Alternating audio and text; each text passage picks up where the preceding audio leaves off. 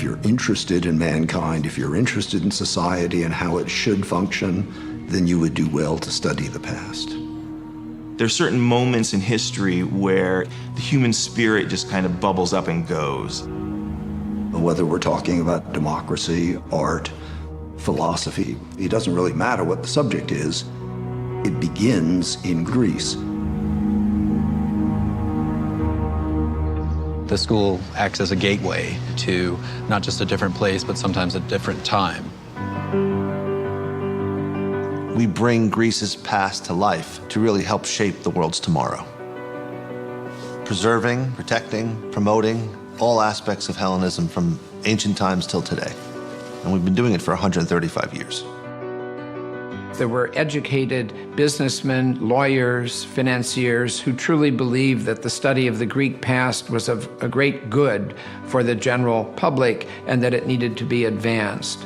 We exist by virtue of the philanthropic efforts of individuals like them.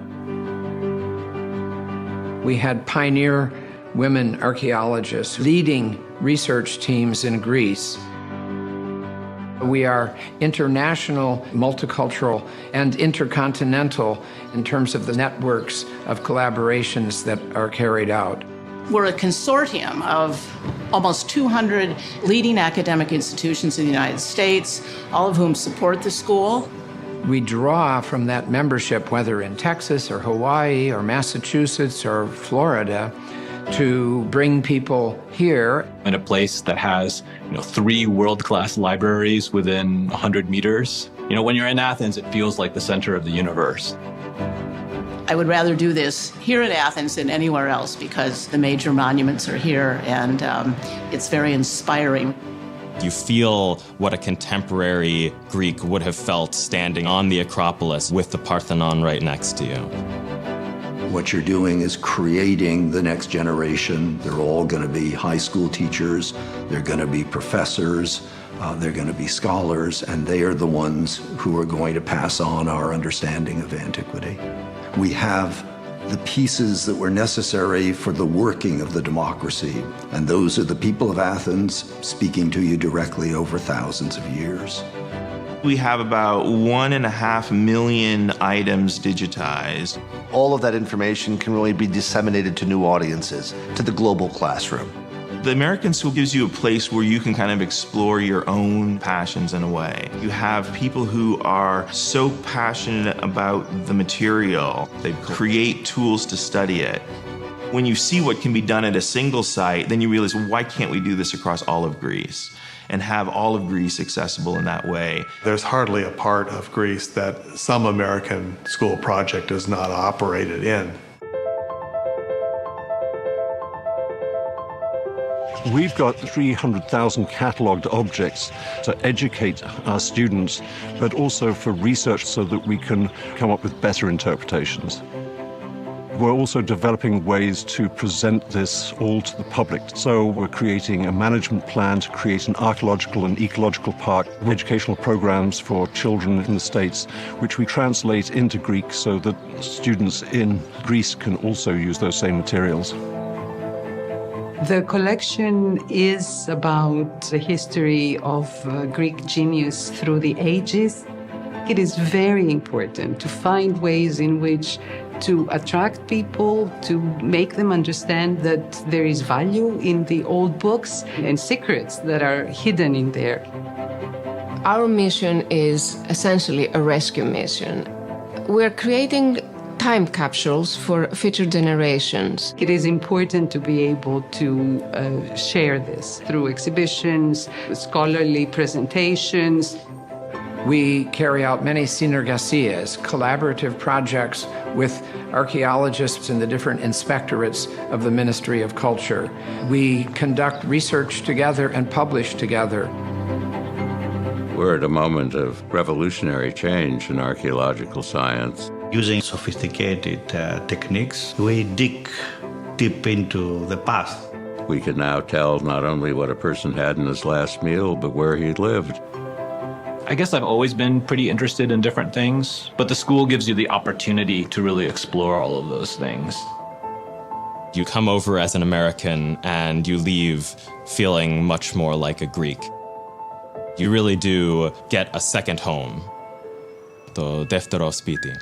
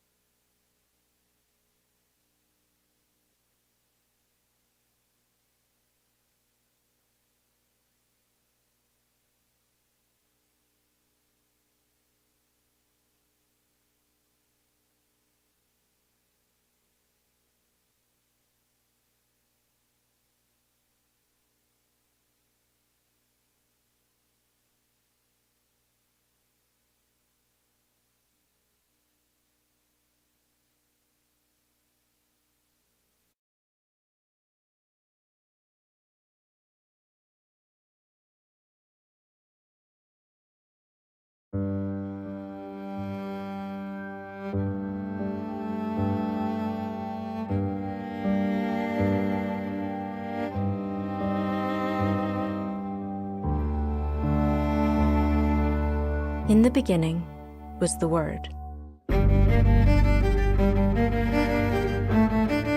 Then he spoke, and the sea was born. And I saw, and I marveled. And in it he sowed small worlds in my image and likeness. Stone steeds with manes erect, and serene amphora, and dolphins slanting backs. Ios, Sikinos, Serifos, Milos. Each word a swallow, to bring you spring in the midst of summer, he said.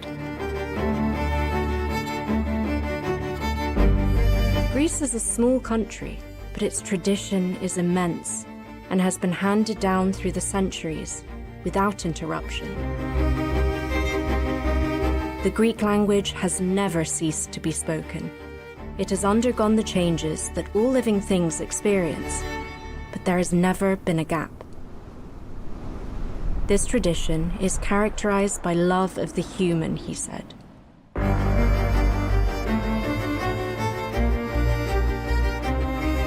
Many wise men and learned foreigners write about Greece. For myself, it was but one thing that pushed me to do so. It is that this homeland, we all share it together. Wise or ignorant, rich or poor, even the humblest folk. We are in the we, not the I.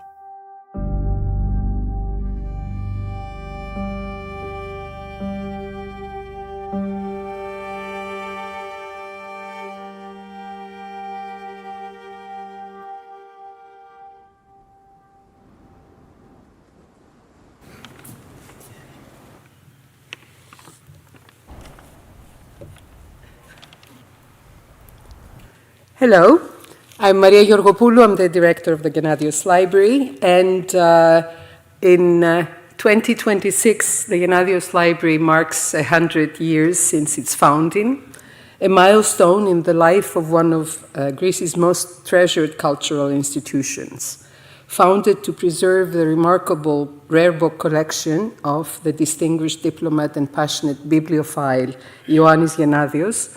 The library stands as a testament to his legacy, to create a world-renowned center for the study of the history and culture of Greece and Hellenism through the ages. For 100 years, the Gennadius Library has been transformed from a repository of rare books and maps into a vibrant space for learning, creativity, and cross-cultural dialogue, a place where history inspires the future and our fellows. We hope you will join us this year in Athens at one of the many events we're organizing to celebrate a century of collecting, preserving, and inspiring knowledge. Central in the transformation of the library in the last decade has been a strong board of overseers who have inspired us to renew our energy and embark on a bold mission to boost the institution's academic profile, to enhance its premier status in the world of libraries across the globe, and to reach an ever wider public through concerts, exhibitions, and more. And of course, digitization is a very important part of it. One of the main initiatives that helped us reach out was the establishment of the Thalia Potamianos annual lecture series. The lectures explore the widespread impact of Greek culture through the ages in order to promote the understanding that Greece is more than just an ancient civilization, and more importantly, that it is relevant to the world in how we act in our everyday life. It is our hope that this lecture series highlights the wealth and depth of the Gennadius Library and its collections, and how these reflect the multifaceted legacy of Greek thought and culture from ancient to modern times. Ioannis Gennadios' vision of the idea that being Greek is more about the state of mind than a state of being, and this is vital to the way modern Greece progresses under the pressures of the contemporary world. The idea that the hunger for education makes a person Greek is a wonderfully unifying message, and this you can read in just above the facade of the library. This is the legacy that we're promoting in this forum. Every year, a highly distinguished internationally renowned scholar is selected to conduct research and develop programs on a topic relevant to the Gennadius Library. And the research culminates in 3 annual public lectures delivered in Athens and the United States. The 2026 Thalia Potamianos lecture series is being presented by Fleming, an eminent scholar and thought leader on the theme, These 2 Points of Influence, Judaism, Hellenism, and Modern Greece. This significant lecture series is the result of a visionary initiative by Mr. Potamianos. Fokion, who is an overseer of the Gennadius Library, named the series in memory of his grandmother, a distinguished Greek doctor, academic, and philanthropist.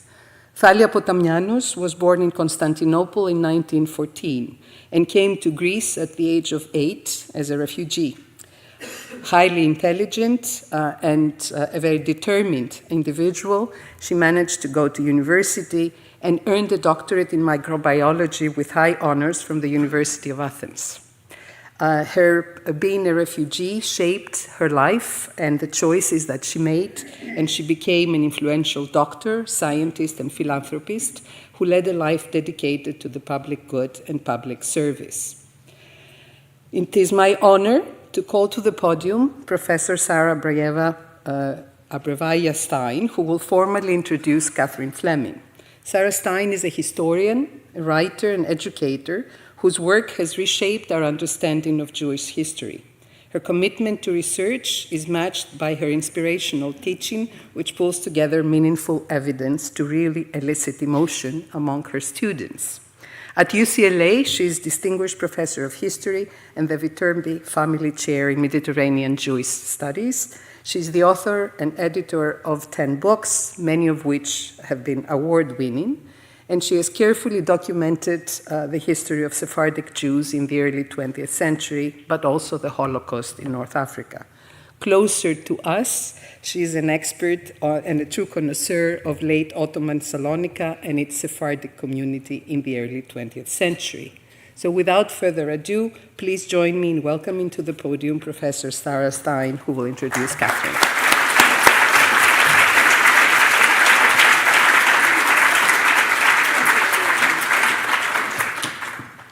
Good evening.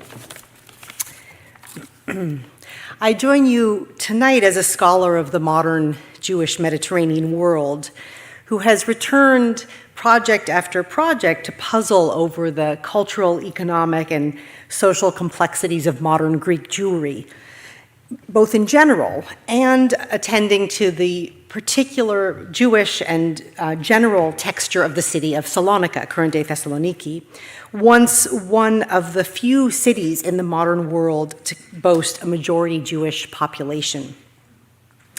Happily, even as my journeys through this world were beginning, Dr. Catherine Fleming authored a magisterial reflection on modern Greek Jewry, her 2008 book, Greece, A Jewish History, which was the winner of multiple prizes. As I introduce you to her tonight, I want to parse her deceptively simple title. Before Dr. Fleming released her groundbreaking work, many had spilled ink thinking about Jews' place in the modern Mediterranean, touching from various angles on the existence of Jews in modern Greek society. But none had argued so effectively or so succinctly that Greece had a modern Jewish history, and that Jewish history could claim as its own the place of Greece. Fleming did all this, and she did it with classic understatement. That title, Greece, A Jewish History, is the kind of E = MC squared of Mediterranean Jewish studies. It is a descriptor, it is an argument, it is a distillation of complex truths. That book has had many imitators, but rarely has such erudition been packed so elegantly and clearly. It foretells, I think, the treat we have in store for us tonight. Dr. Fleming began her career here in California, earning her doctorate at UC Berkeley and teaching at various institutions in Southern California before leaving us for NYU in 1998. She served as the Alexander Onassis Professor of Hellenic Culture and Civilizations at NYU, as a long-standing professor of history at the École Normale Supérieure Paris, and from 2016 to 2022 as NYU's provost.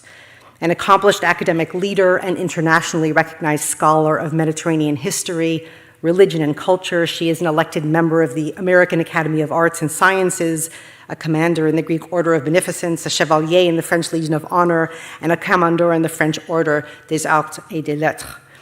I should say that I have read 2 conflicting origin stories of her path to academia, one of which seeks inspiration in the discovery of rare ancient sacred manuscripts, and one of which finds its origin story in her spontaneous and, one might say, frivolous decision to serve as a waitress in a bar on the island of Crete. And I really hope that the second story is the true one, but she may or may not dwell on that with us tonight. In the first of 3 lectures, we gather tonight to hear the first of a series, These 2 Points of Influence, Judaism, Hellenism, and Modern Greece. Dr. Fleming will speak with us today on bakeries and synagogues, the shared Greek and Jewish space of the late imperial Mediterranean. Welcome.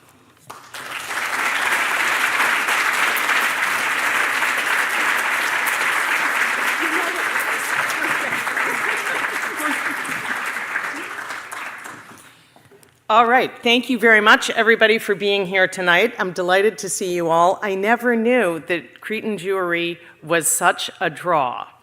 But really, the main question in which I'm interested, I hate the word identity, but it is Greek identity, and how it is that Greece, with a very long history of paganism, Judaism, migrations, population exchanges, conquest, revolution, how did Greece emerge from all of this in the 20th century as one of Europe's most homogeneous and resolutely Christian nations?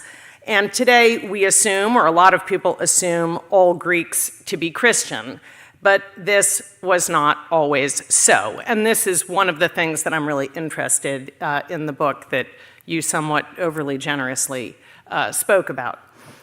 Tonight, I'm not interested in trying to answer this thorny question, but a little bit more modestly to look at Greek Jews in a context long before the rise of the Greek nation-state and long before it kind of definitively laminated Greek Orthodox Christianity onto Greek identity.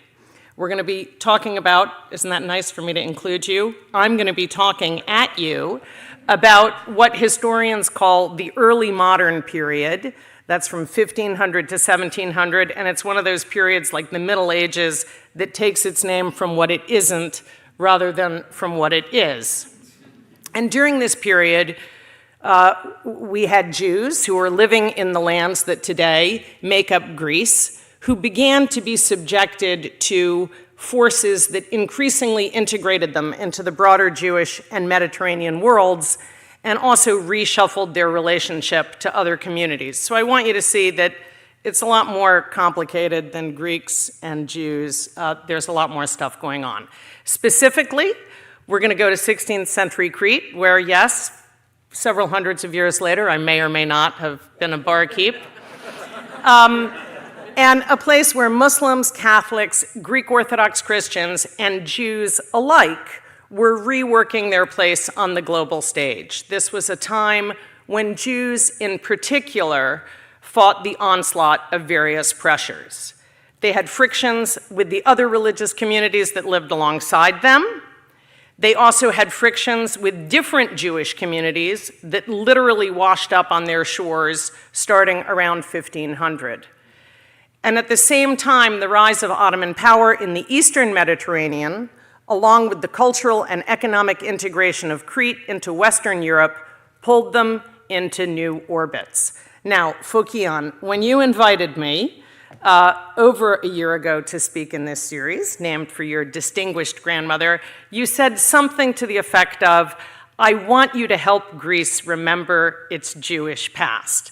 It was a little bit more polemic than that, but that was basically the gist of what you said. Now, by definition, Greece has a longer Jewish past than it does a Christian one. By definition, there were Greek Jews before there were Greek Christians. This is a simple matter of chronological fact. It's not polemic, but it feels ungraspable today when Greek Orthodox Christianity is regarded as coterminous with being Greek. So for the first lecture in this series, I want to go back to an earlier and more ambiguous moment, perhaps also a simpler one, when Greek Jews lived alongside Catholic Christians and Orthodox Christians, and take a really quick look, a very quick look, at 3 world historical events that complicated their Greekness and threatened the integrity of their community. Now, Crete's original Jews are what we call Romaniote Jews. Let's see. Oh, that's me. Okay, first of all, let's get our bearings. Here is the Mediterranean.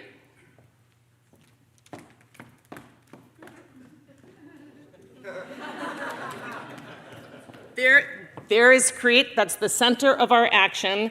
And I want you to note that it is pretty much in the middle of the Mediterranean. And Jewish communities around this area up to about 1500, 1550 were what were called Romaniote Jews.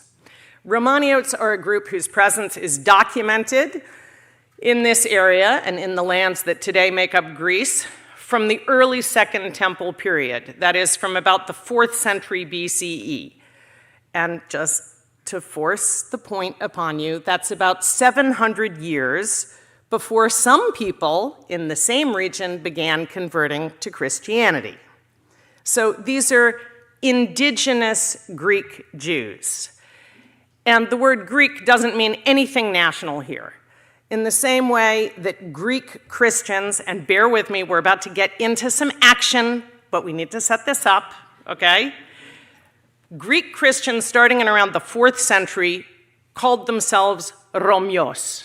This denoted their citizenship in the Eastern Roman Empire. Okay, so you called yourself Roman to say that you were Greek. Have you heard of all of these places called Rumeli, Agia Rumeli, Rumeli, Romania? All of those places are Orthodox places that have Rome in their name because they were part of the Eastern Roman Empire. In exactly the same way, Greek-speaking Jews from the same geography long called themselves Romans, that is, part of the Roman Empire. And at least until the Greek War of Independence in 1821, the language that they all spoke was a version of something called Romaica, Roman, vernacular Greek. Okay, so this is weird. Have you heard of the singer Rosa Ashkenazi? She's Sephardic. She's not Ashkenazi. Okay, this is so these terms that we think we know the meaning of, we don't necessarily know the meaning of. They're used in very specific and different ways at different moments. So anybody who came here tonight for a major historical argument, you can relax or you can leave. Because that is largely it. Greek Jews, Romaniote Jews, were Roman, which is to say they were Greek. In the same way that Romei, Greek Christians in late Byzantium, were Roman. They lived in the same territory. Both groups spoke Greek. They had their origins in the lands of Eastern Byzantium, and they both distinguished themselves from others by calling themselves Roman, which is to say, Greek. Sorry that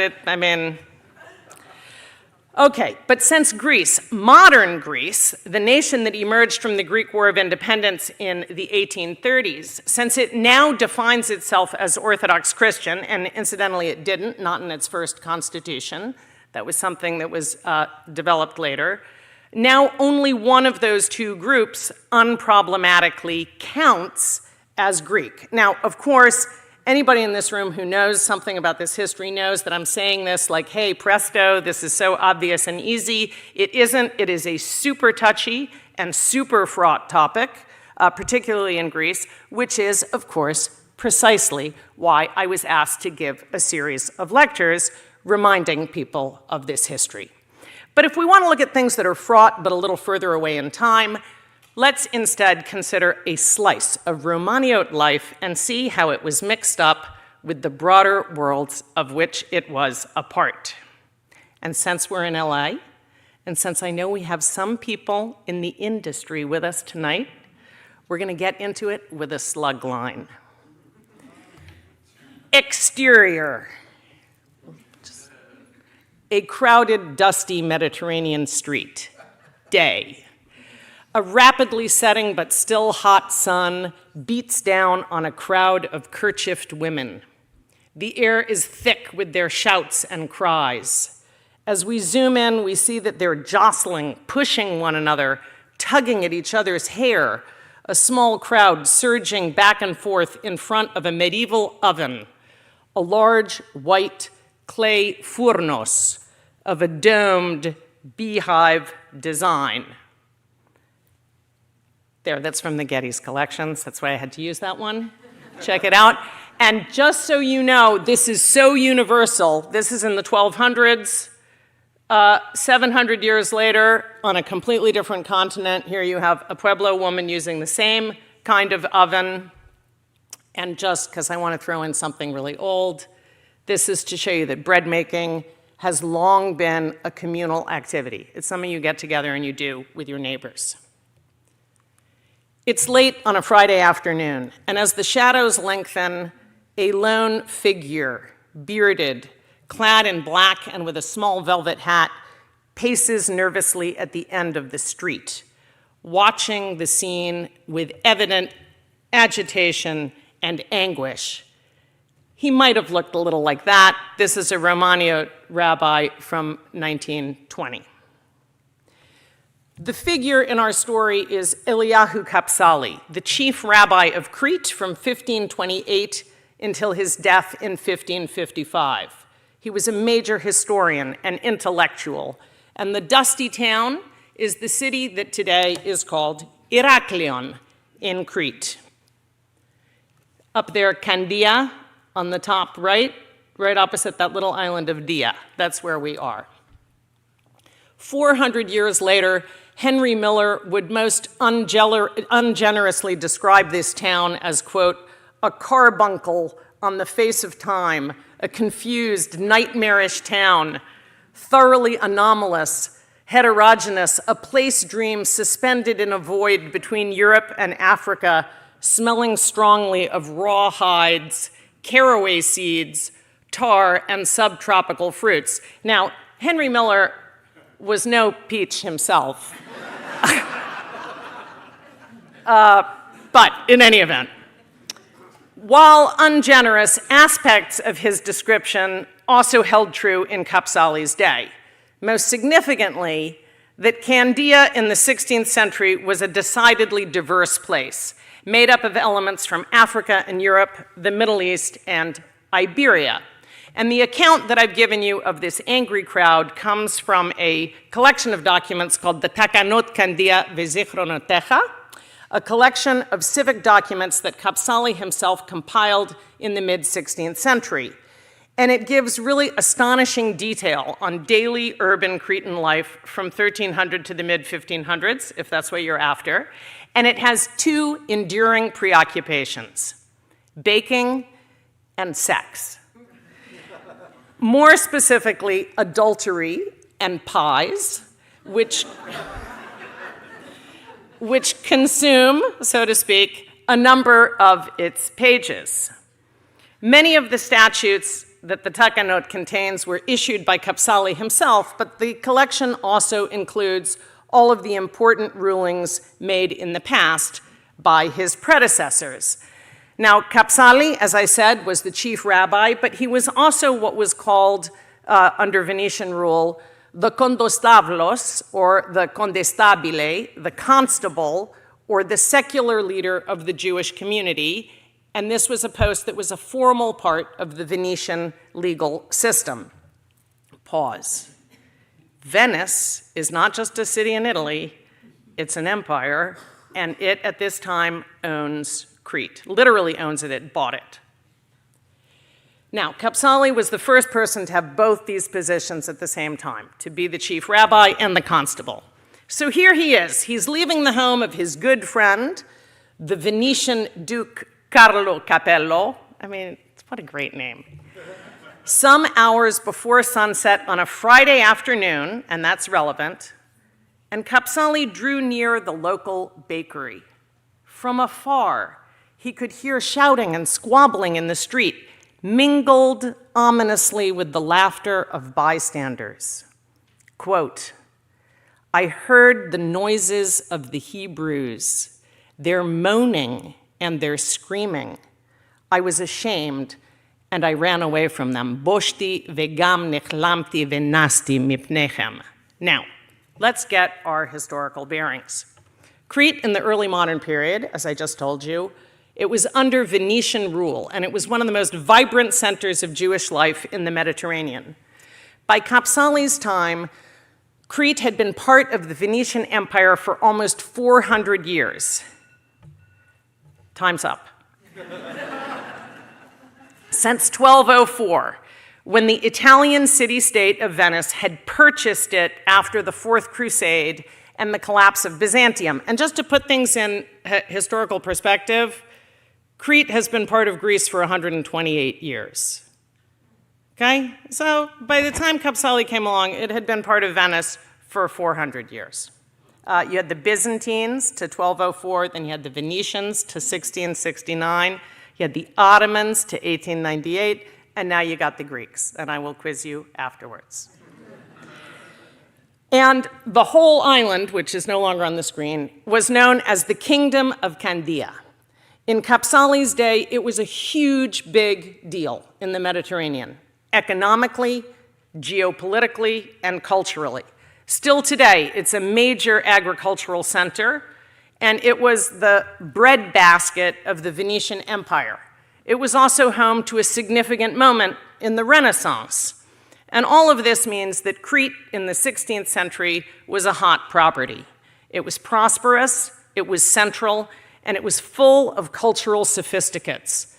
So, unsurprisingly, the Ottoman Empire, that's the Turks, to the east, that was over on that side of the map, has its eyes on Crete and is closing in.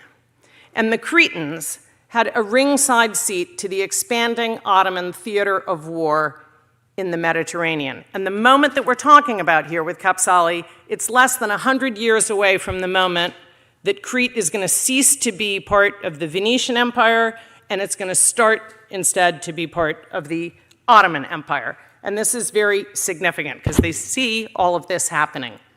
And this is the very kind of cute-looking Lion of Venice protecting Crete. He's very cute.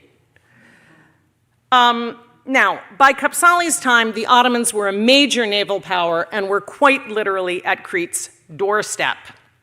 You have probably heard of Suleiman the Magnificent, the most important, I would say, of the Ottoman sultans. He lived at the same time as Kapsali. He ruled from 1520 to 1566, and he's the person who turned the Ottoman Empire into a dominant Mediterranean naval force.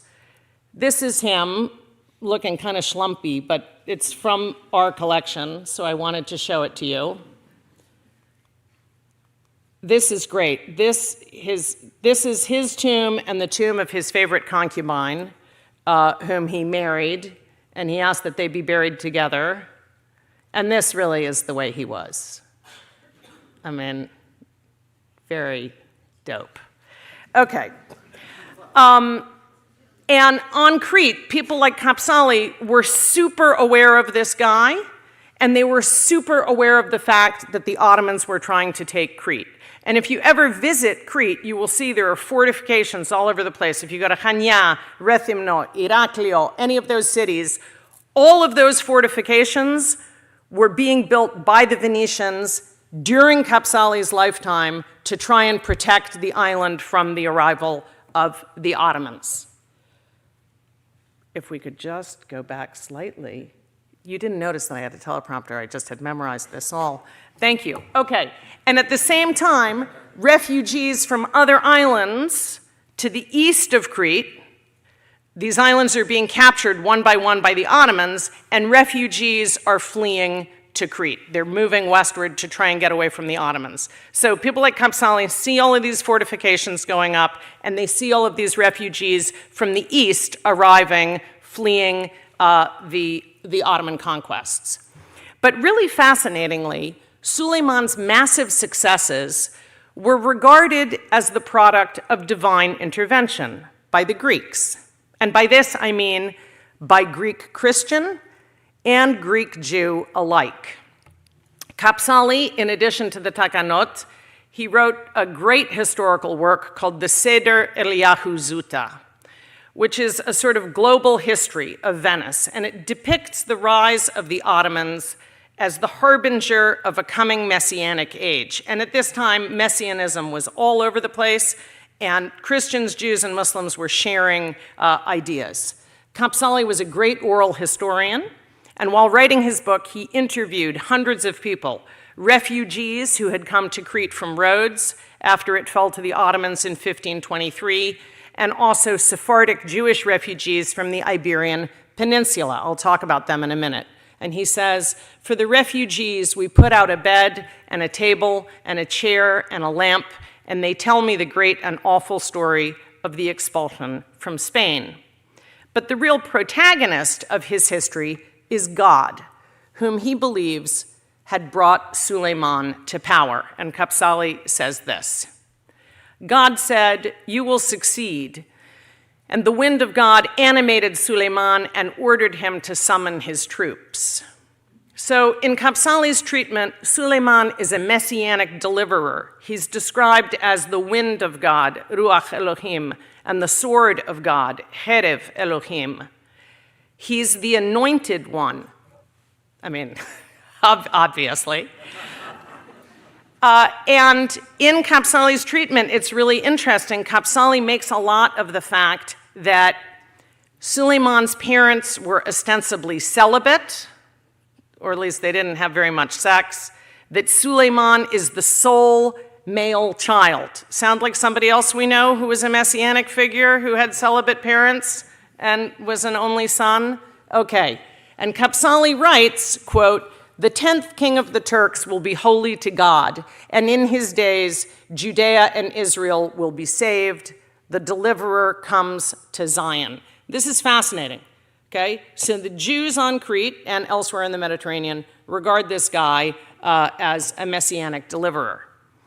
And interestingly, Greek Orthodox Christians as well, at least some of them, had long subscribed to this messianic view of the Ottomans.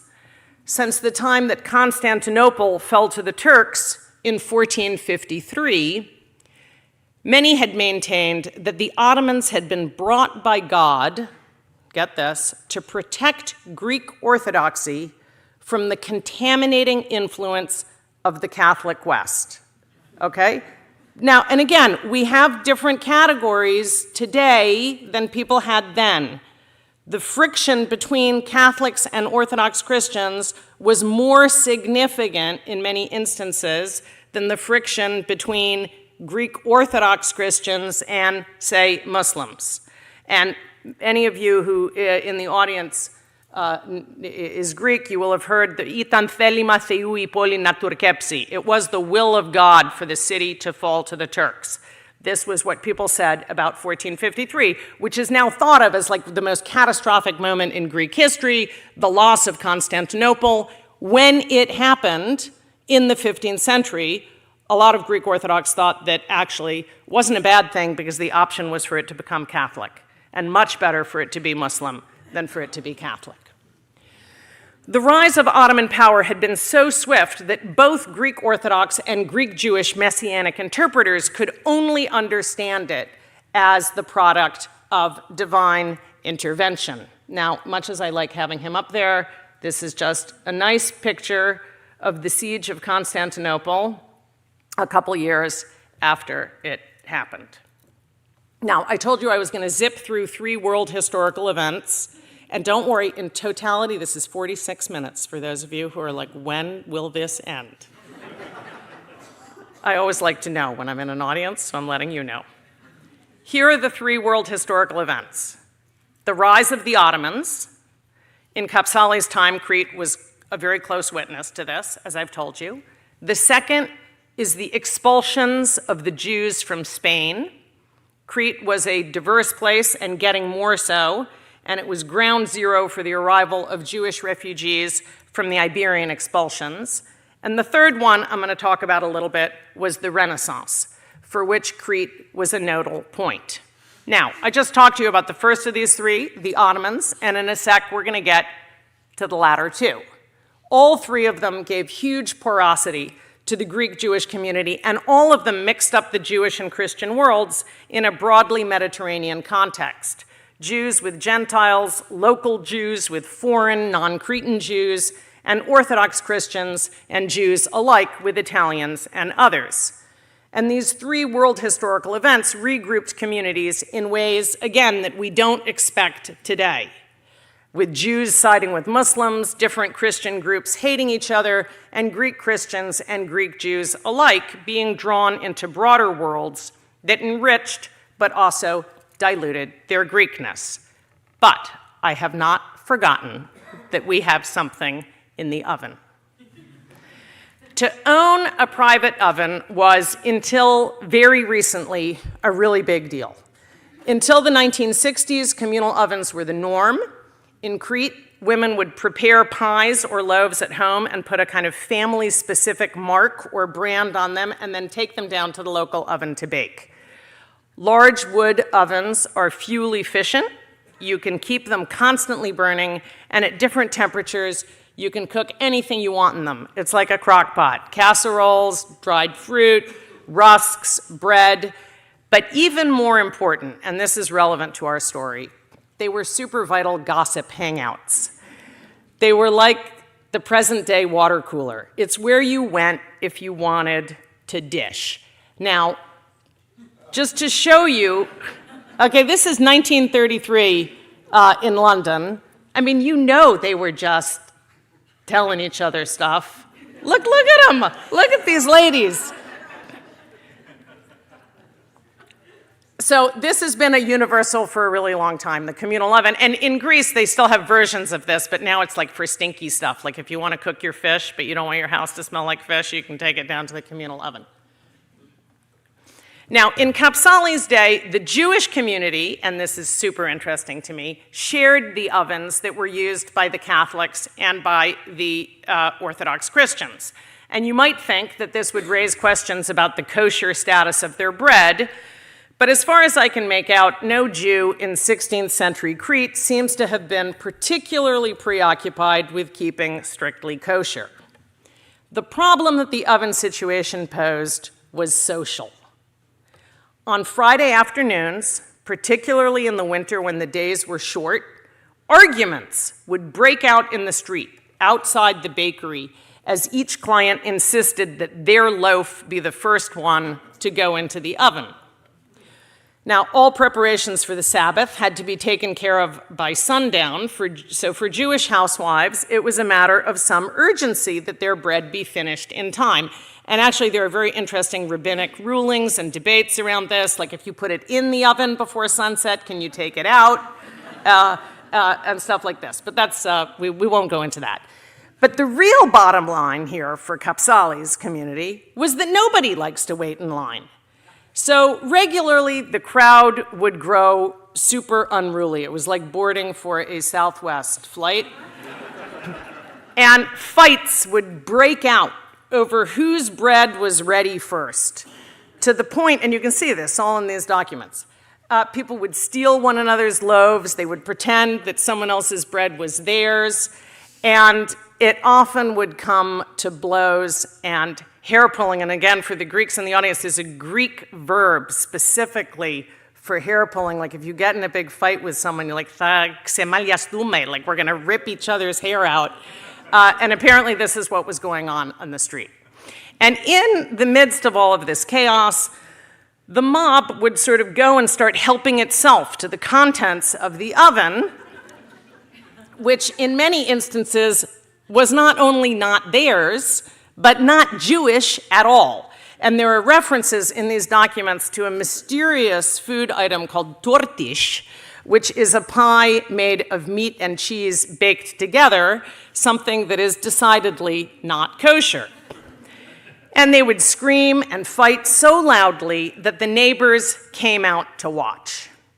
And the poor baker, a Gentile, would curse at the crowd, and they would turn and curse back at him in blasphemous terms. Now, poor Rabbi Kapsali, he's a major sophisticate, he's an intellectual, he hangs out with Venetian aristocrats. He could not stand the boorishness of his community. So he told them that they were blaspheming in the eyes of God. That didn't work. So instead, he took a more theological approach, and he made an official ruling that their bread was what is called pat akum.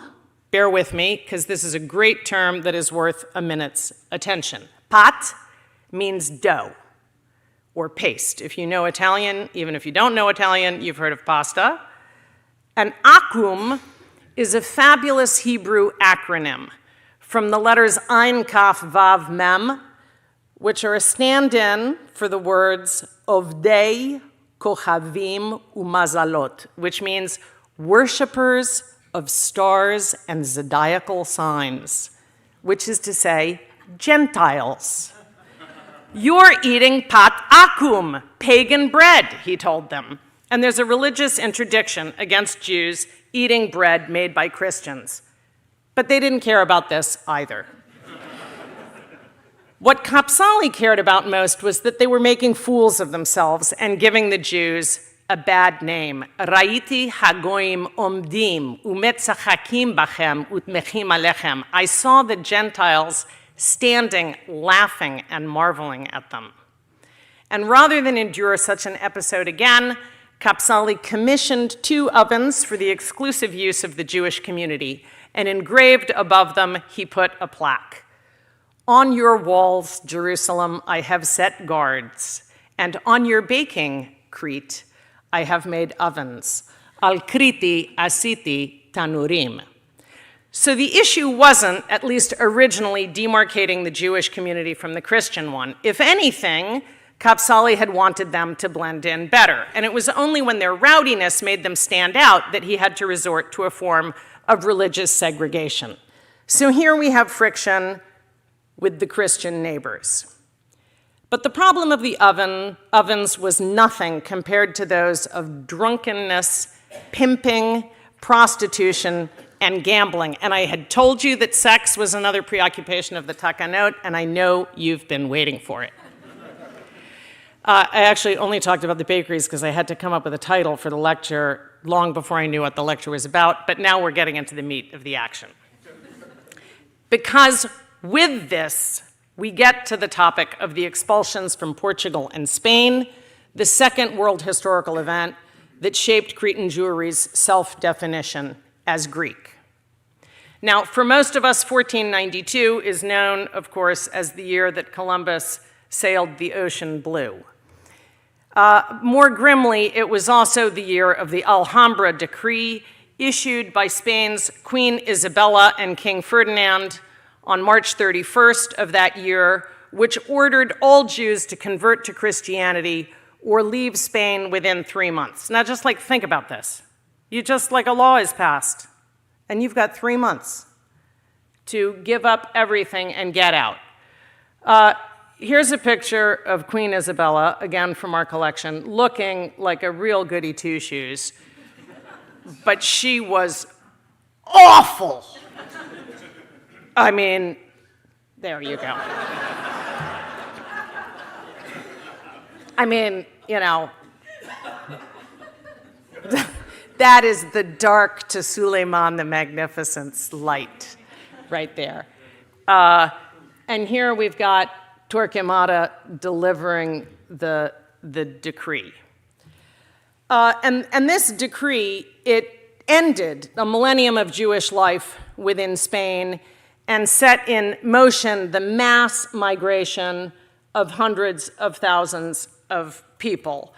So we'll look at this for a second. I mean, initially, totally understandably, fleeing Jews moved right next door to Portugal.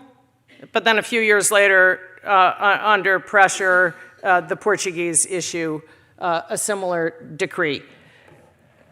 So you can kind of see where people go from and to. And I hope you see where Crete is, down there on the lower right.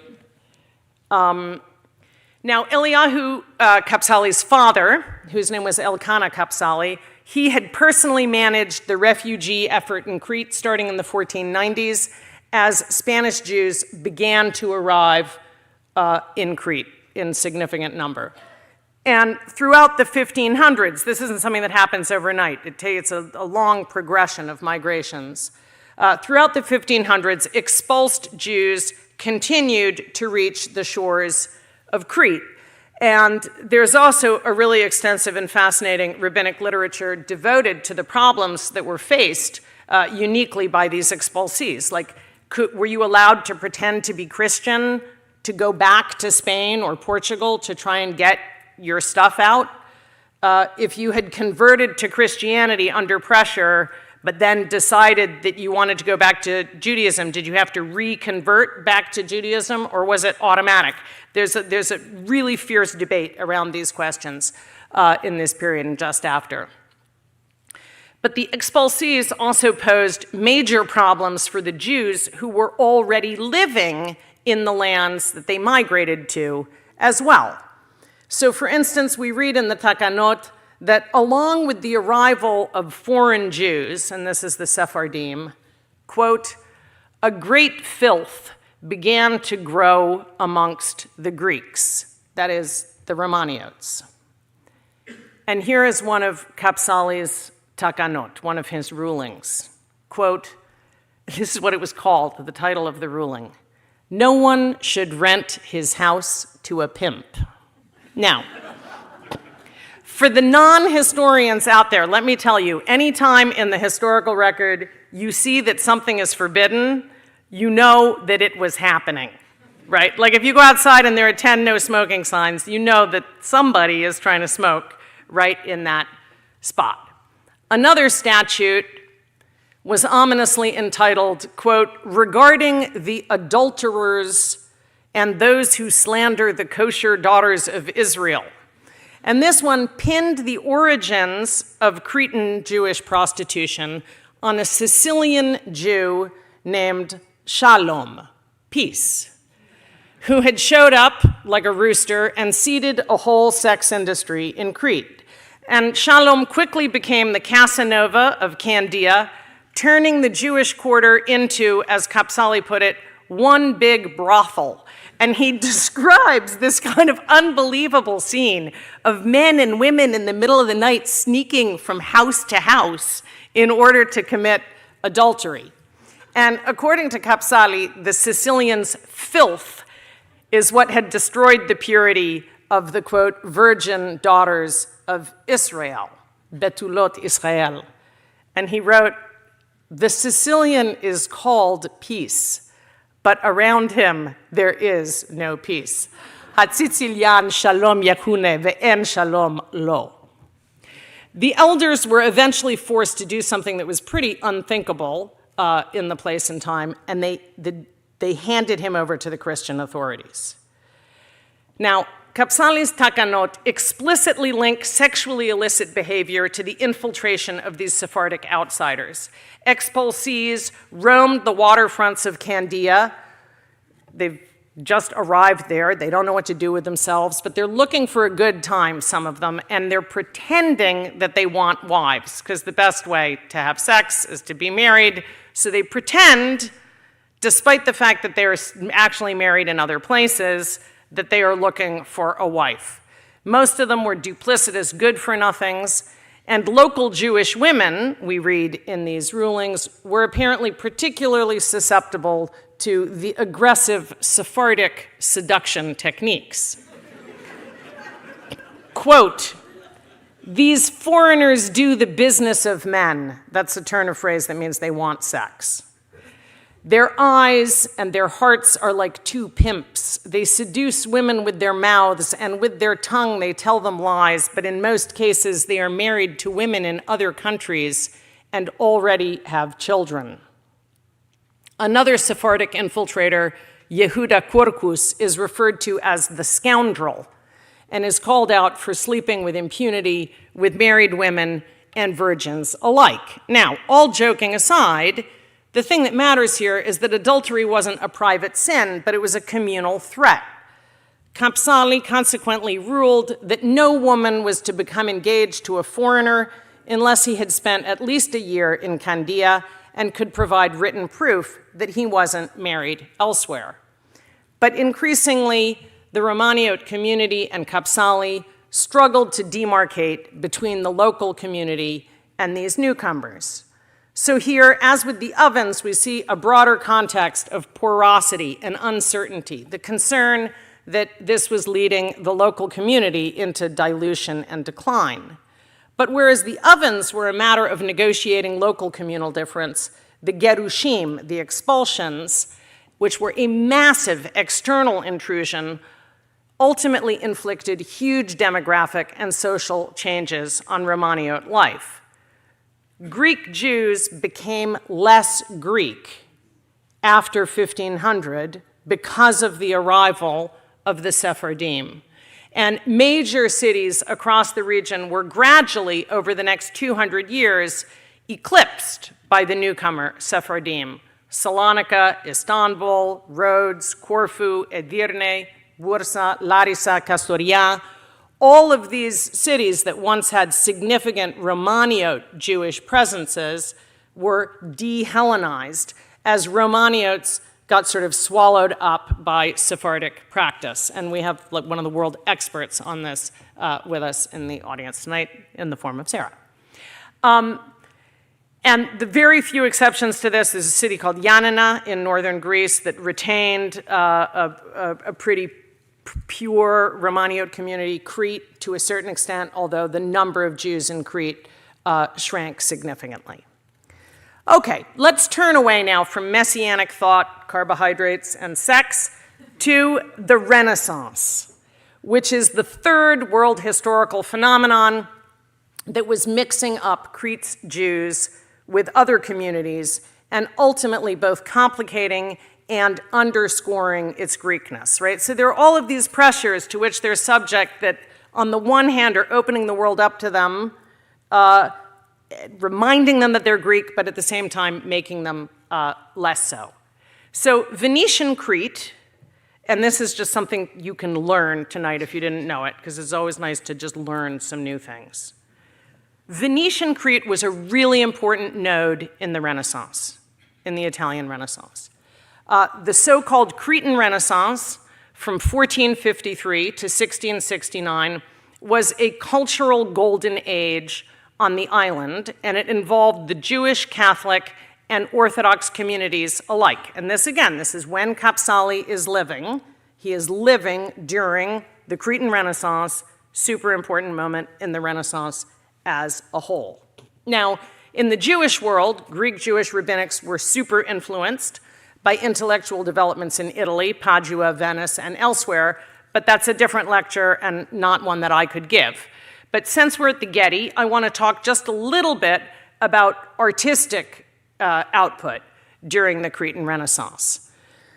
The Cretan Renaissance came about directly from the fact that Crete was the crossroads of the dying Byzantine Empire and the Italian city-states that took its place. Remember I told you that Venice bought Crete after the collapse of Byzantium? After the fall of the city of Constantinople in 1453, Constantinople becomes Turkish. I mean, bad history, but whatever, it becomes Turkish. And the artistic production that had been going on there moves to Candia on Crete, okay? So all of those fab artists who had been working in Istanbul, that's what it's called, wind up in Candia. And Candia replaces Constantinople as a major cultural center in general, and particularly as the most important center of Greek Christian painting. Rapidly, its practitioners began traveling back and forth to Venice, trading styles and evolving new genres. And again, Kapsali lived in the midst of this. Domenikos Theotokopoulos, among many other greats, was a contemporary of Kapsali's, and doubtless the two knew one another. Now, the person I'm talking about is the person you may know as El Greco, one of the, frankly, in my view, greatest artists of all time. This is El Greco. And of course, the reason he's called El Greco is because he leaves Greece, right? No one's going to call you the Greek when you're living in Greece. You got to go somewhere, you got to be different to be your thing. And the same thing happens to a certain extent with some of the Jews too. But I mean, like, look at this. 1605. Like, it's unbelievable. And a lot of people at the time thought that he was kind of bonkers. They didn't understand his art, but really just totally incredible. Okay, so El Greco lived in Candia until the 1570s, and then he moved to Venice, and then he moved to Rome, and then he moved to Toledo, where he became El Greco. And other major Cretan painters of the Venetian period include Akotantos, Pavias, and Ritsos, not to mention, you were wondering, Philanthropinos, who completed some of the mosaics at St. Mark's Basilica in Venice. Okay, and there's huge exchange going on between Crete and Venice. Right, so like even this distinction of like what's Italian and what's Greek is way blurrier than we think. And other painters from Candia did religious art and icons that have become iconic. So take a look at this. The Madonna of Constantinople. And okay, and like, you can see it's sort of a Byzantine style starting to melt into a more Renaissance-y vibe. Look at this. Okay, and these are all people hanging out in Crete.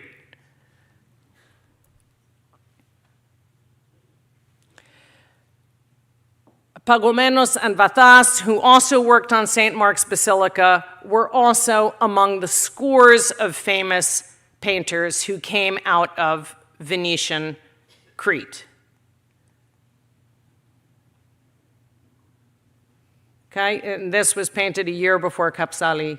Vathas is born a year before Kapsali dies.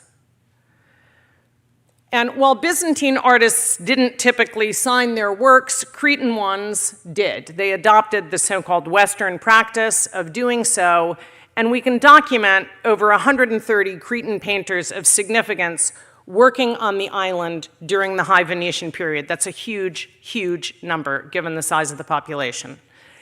And interestingly, Cretan Jews played a central role in the Cretan Renaissance. They financed art.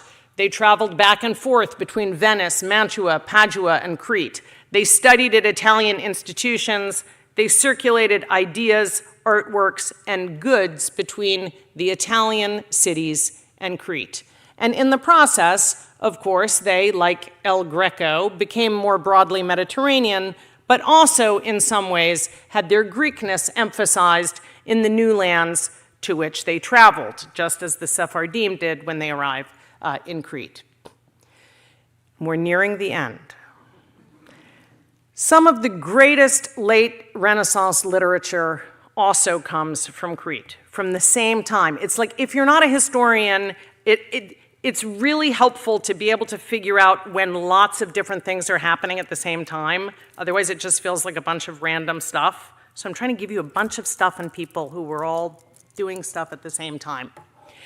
And the greatest work of literature to come out of the Cretan Renaissance is the Erotokritos, written by Vincenzo Skornaros around 1600. It is a 10,000-verse poem in Greek vernacular about forbidden love, secret trysts, and ultimate triumph.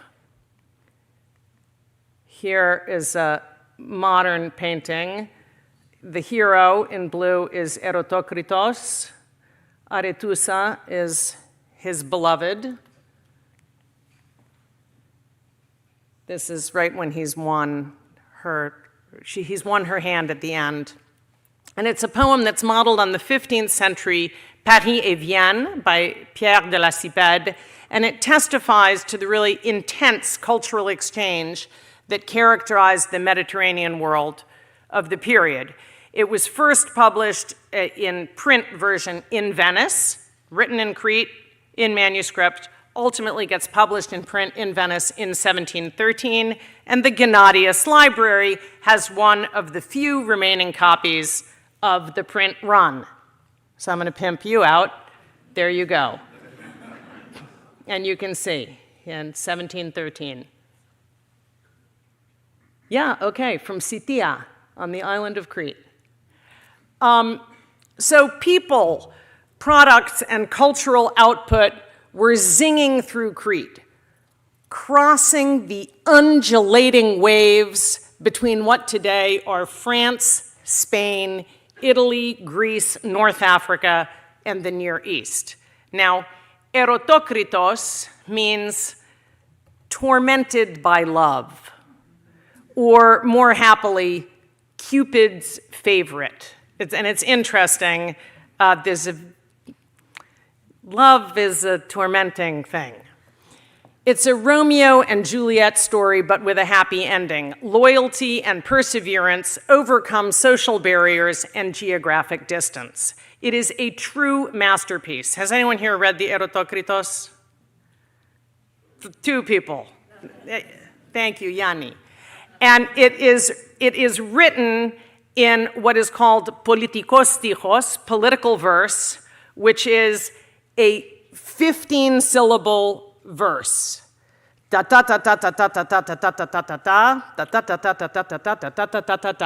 And anyone who is familiar with Cretan matinades has heard this. Anyone heard a Cretan matinada? Epira trajeron tajana me paspatevi, maftos chimate santarniche prama de girevi. Okay?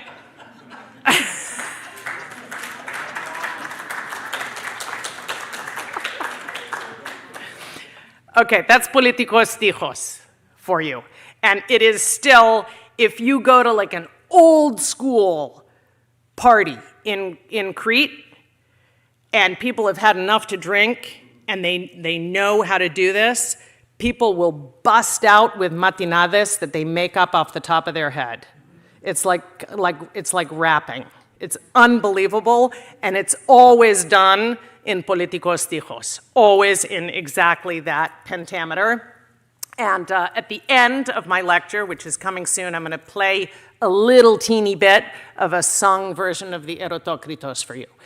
But for our purposes tonight, the most interesting thing of all, I think, is that the Erotokritos is set in an imaginary pre-Christian Hellenic world, in a kingdom ruled over by King Iraklis, where knights on horseback from across the Mediterranean world gather for European-style jousting tournaments, all while speaking in a heavy Cretan dialect. So it's sort of quintessentially of its time and place. Early modern Crete, a crossroad of influences and a place where what made Greeks Greek was as much linguistic tradition and geography as it was Greek orthodoxy. And this was a world where the dividing lines between Greekness and religious affiliation were much murkier than they were going to become over the following centuries. Now, all of this is not to say, and I want to be clear on this, that Crete in the 16th century was a merry place to be a Jew. It was nowhere in Europe was a merry place to be if you were a Jew. It was better in Crete. I would have taken Crete over other places, but I don't want you to leave thinking that it was a super happy scene. Jews lived in a separate quarter. They had a curfew. They had to wear a yellow mark on their clothing to indicate their religious affiliation. Orthodox Greeks periodically assaulted them, especially around Easter. That's sort of a festive thing that you do when you're Greek Orthodox at Easter time. Traditionally, it is true, and I can document that for you. Corfu is a very good place to see it in action. Those are topics for another lecture and probably will feature in other lectures. But the point I want to make is that Greek Jews were universally recognized as part of the broadly Greek world that they inhabited. The major events that swept the Mediterranean in Kapsali's time were both affected them and, in part, in the case of the Renaissance, were affected by them as well, as they were thrown about on the changing demographic seas of inward migration to Crete in the form of refugees from the expulsions, and at the same time, the expanded outward outlook brought by the Renaissance and also by the rise of the Ottomans. Now, within 100 years of that scene at the communal ovens, Crete would no longer be under Venetian Catholic rule. Instead, it would be under Ottoman Muslim rule. And different pressures would increasingly separate Jews from Christian communities and orient them instead towards Ottoman categories. And in the process, the category of Greekness would become significantly narrowed. And here is a great picture of the siege of Candia when the Turks are attacking. And the Turks ultimately win. Now, let's close with a coda. What ultimately became of Crete's Jews, of Kapsali's Romaniote descendants? 400 years after Kapsali stood in that dusty street, the entire community came to a devastating end. During World War II, Greece was directly occupied by the Nazis. And the next lecture in this series in May is going to take up that very grim period in Greek Jewish history.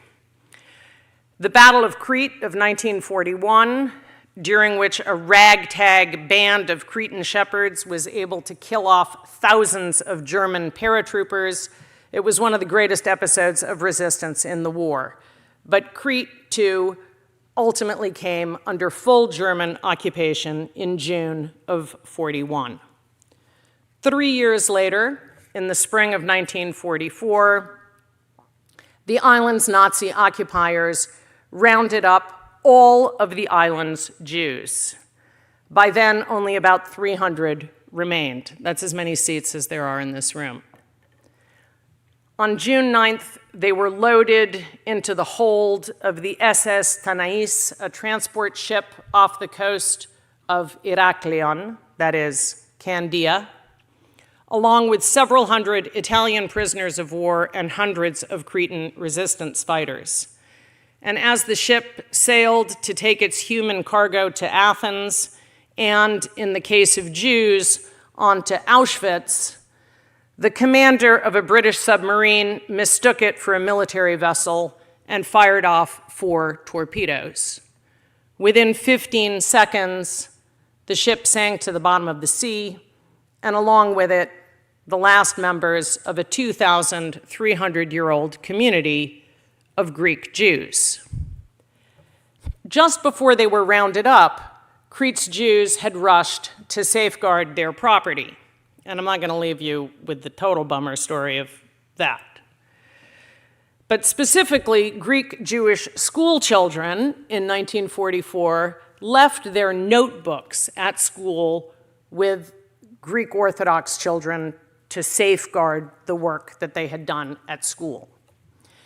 And one young Greek Christian girl, Katina Sigelaki, who had been given a schoolmate's class notes, later wrote about the disappearance of her Jewish neighbors. She wrote, quote, "My good schoolmate, completely devastated, has instructed me to save her school books.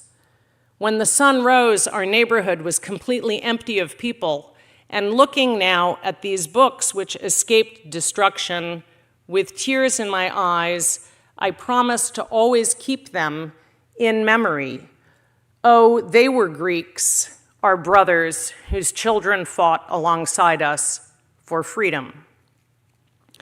But the story of Greek Jews has, of course, been a lot more fraught than this moving account might suggest. After all, even Sigelaki's account suggests a them and an us. They were our brothers. The long story of Greek Jewry and the extent to which Greek Jews have been accepted as Greek brethren is a really long, complicated, and often painful one that I will continue over the next 2 lectures. But in the meantime, I want to thank you for joining me tonight for a glimpse at a happier, more complicated history, specifically its Venetian one. And as I promised, I'm going to close things out with some music from the Erotokritos.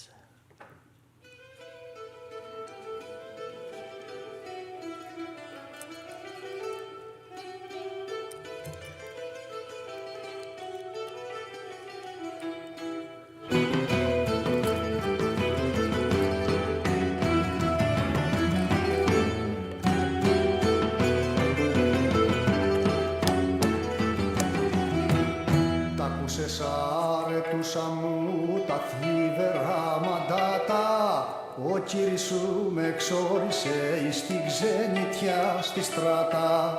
4 μέρες μοναχά μου δω και να λιμένω, ύστερα να ξενιτευτώ πολύ μακριά να πιένω. Και πως θα σ' αποχωριστώ και πως θα σου μακρύνω και πως θα ζήσω δίχως σου ή το χωρισμόν εκείνο.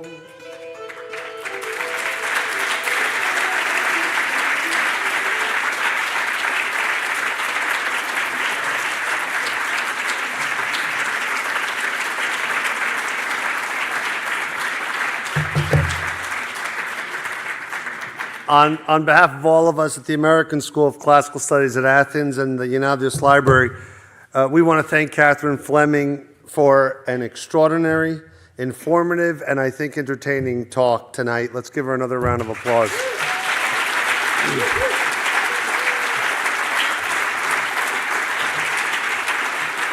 We want to extend our gratitude to Fokion Potamianos, whose vision and support made this lecture series possible. We really appreciate that, Fokion. Thank you. Please be sure to register for the next lectures, which will happen, as Catherine just said. The next one will be on May 6th in New York City, and in Athens on October 8th, 2026. It should be terrific. And when you find yourselves in Athens, please consider scheduling a tour of the Gennadius Library and see Erotokritos, the book. You can just use the QR code on the screen. The Getty Villa has been such a gracious host, and we thank you for welcoming us into your agalya, into your folia. And we invite you now they invite you to a reception next door. Thank you all so much for joining us tonight.